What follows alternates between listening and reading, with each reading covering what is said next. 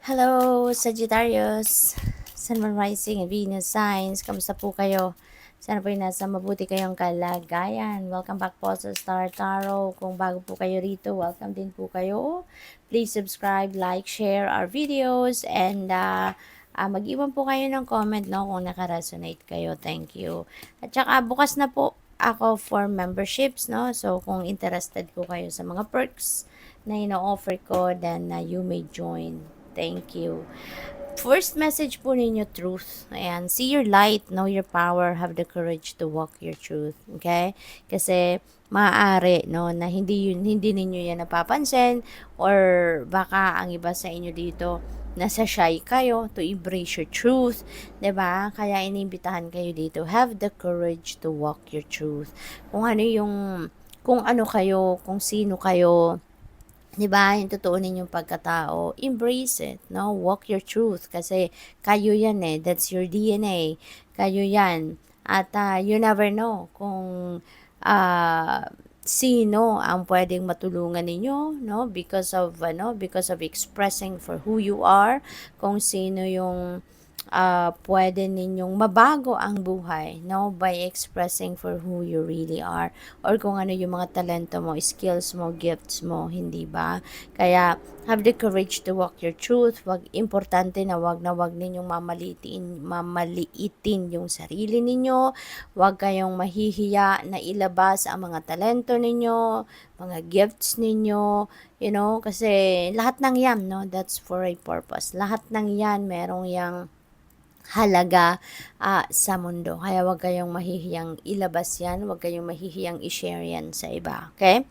Transcend your mind's limitations and allow your soul's light to truly shine. Okay? Wag ninyong itago kung ano ang meron kayo. Kung ano yung totoong kayo, ano yung mga ideas ninyo, alam naman ninyo na yung mga ideas ninyo or plans ninyo could be something na mapapakinabangan ng iba, could be something na makakatulong sa iba, 'di ba? So, i-anuhin ninyo 'yan, ilabas na ninyo 'yan, i-share ninyo 'yan sa mga tao, okay?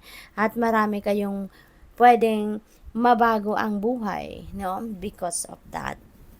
Starseed, raise the vibration of the planet through your radiant loving light. Ayan. So, feeling ko ang mission ninyo dito is to be a beacon for others, to be an inspiration for others. Siguro, influencer kayo. Pwede rin na motivational speaker kayo, may siguro din magaling din kayo mag-counsel, magaling din kayo mag-advise, magaling din kayo sa mga pakikipag-transaction, pakikipag-usap. So gamitin niyo 'yon, para mag-spread kayo ng love, mag-spread kayo ng positivity, yung ganon. Release anything that keeps you from your path of authenticity. Anything din na hindi naman na nagdudulot ng kabutihan sa iyo, hindi na nakakapag-project ng positivity, i-let go nyo na yan, I-release nyo na yan.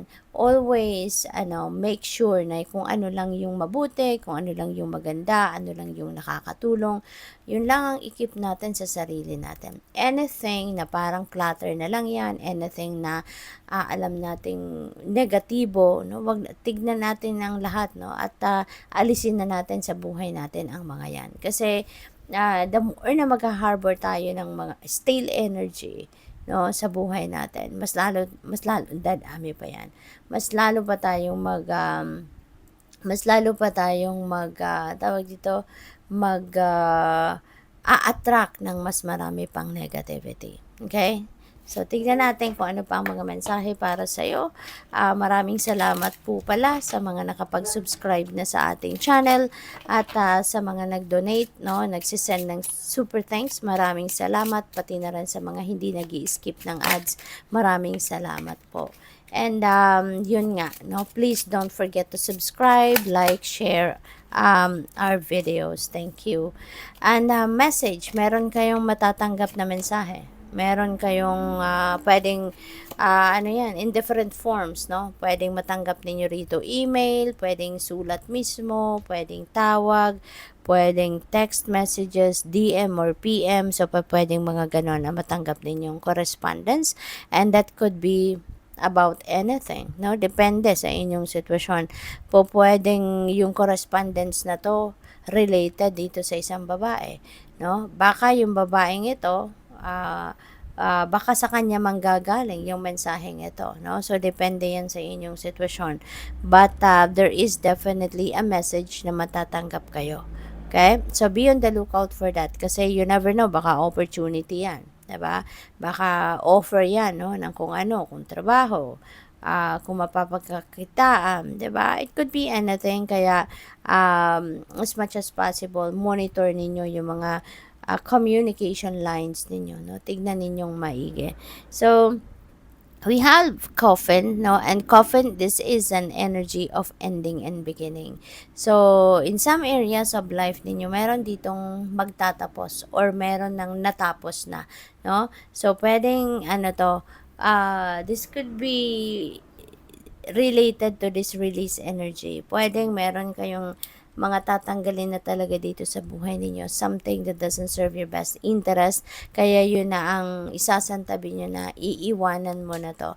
So, maganda, kasi kumbaga mag-aano kayo, magdi-declutter kayo ng buhay ninyo. You're putting an end to something na hindi na nga nakakapag-serve, no, ng ano, ng best interest niyo. So, which is really, really beautiful. Kasi it could be anything.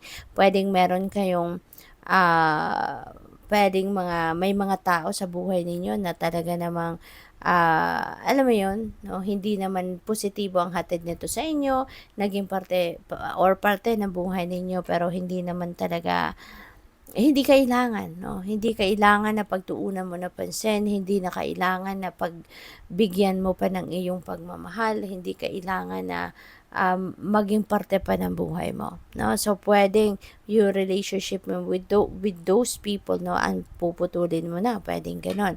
Pwede rin na ano to, mga kung anong mga ginagawa ninyo. Pwedeng mga vices, diba?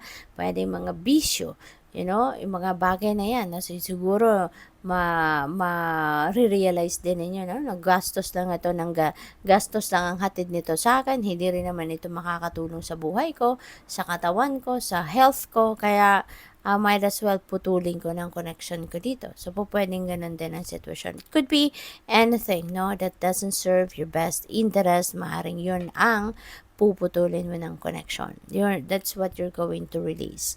And thief, no, mag-iingat kayo, no, Sagittarius, kasi hindi mo alam kung sino yung mga manloloko, mabubudol, scammer dyan sa paligid ninyo. Okay? Pwedeng isang babae, no, nasa tapat niya yung main female na to. So, pwedeng isang babae, no, yung pwedeng manloko sa inyo. Kaya, wag kayong papadala sa mga magagandang pananalita ng kung sino man, yung mga mabuladas, mga mabulaklak magsalita. You know, yung mga too good to be true na mga proposal or mga kung ano-anong mga sinasabi, yung mga ini-encourage kayo na salihan ninyo, mga investment, mga kung ano-ano, maging observant kayo, maging mapayagmatsyag kayo, at maging maano kayo, maging tawag dito, maging matalino kayo sa pag-discern, no? Use your own judgment and discernment on those situations. So, wag na wag agad kayo magtitiwala hanggat hindi ninyo nako-confirm, hindi ninyo bine-verify, you know, para hindi kayo mabudol. Okay? So, good luck. Thank you for watching. Love and light. Namaste.